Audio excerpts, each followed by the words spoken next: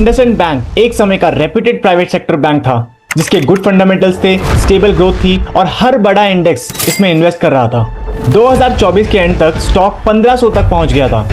MSCI जो कि Morgan Stanley capital international थी, उसने भी इंडसइंड बैंक को इंक्लूड कर दिया था और जैसे ही इंक्लूजन हुआ इंस्टीट्यूशनल बाइंग स्टार्ट हो गई। अब सोचो, जब बड़े इंस्टीट्यूशंस बाई कर रहे हो तो रिटेल इन्वेस्टर्स का ट्रस्ट बनना ऑब्वियस है और रिटेलर्स ने भी इसे बाई करना स्टार्ट कर दिया। लेकिन उन्हें क्या पता था कि जब वो बाय कर रहे थे मैनेजमेंट चुपचाप अपने शेयर्स बेच रहा था। सो पूरा केस समझते हैं कि इस बैंक में एक्चुअली फ्रॉड हुआ क्या था और क्यों ये स्टॉक इतना गिर रहा है। सो वीडियो को पूरा एंड तक देखना, आपको सब कुछ क्लियर हो जाएगा। इंडसइंड बैंक ने फॉरेन करेंसी में डिपॉजिट लिए थे और इंडिया में लोन दिए, लेकिन बिना प्रॉपर हेजिंग के। जो लोग हेजिंग के बारे में नहीं जानते उन्हें सिंपल लैंग्वेज में समझाता हूँ कि हेजिंग का मतलब होता है रिस्क को कवर करना।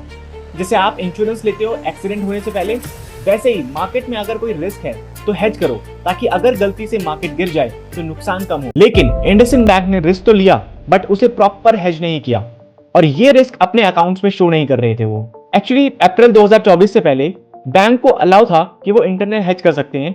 मतलब आप अपने एक बैंक के डिपार्टमेंट से हेजिंग करवा सकते हो और जब तक आप लॉस बुक नहीं करते तब तक उसे एक्चुअल लॉस नहीं मानेंगे। और जब अप्रैल 2024 में RBI ने बोला कि इंटरनल हेज अलाउड नहीं है, तब उन्हें एक्सटर्नल ऑर्गेनाइजेशन से रिस्क मैनेजमेंट करवाना पड़ा और असली रिस्क सरफेस पे आ गया।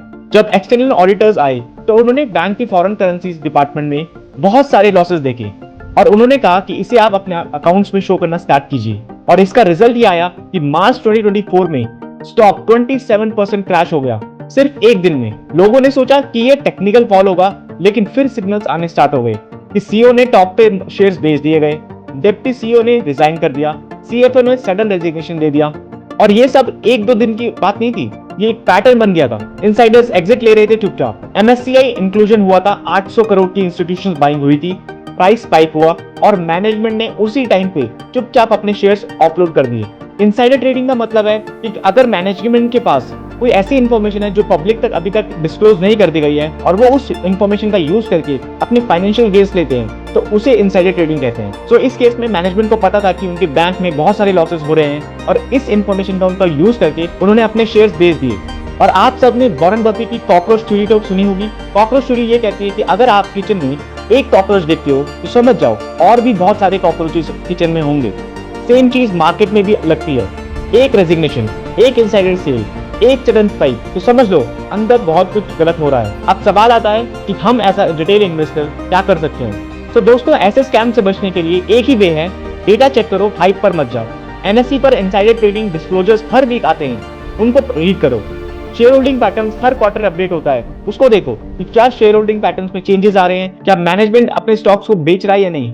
बोर्ड रेजिग्नेशन नोटिस पब्लिक होती है, chart breakdown plus volume activity monitor करो। ये सब सिग्नल्स मिलके आपको सच दिखाते हैं। सो इस केस से हम ये सीख सकते हैं कि इंडसइंड बैंक का केस एक वार्निंग है, ट्रस्ट डेटा नॉट ड्रामा।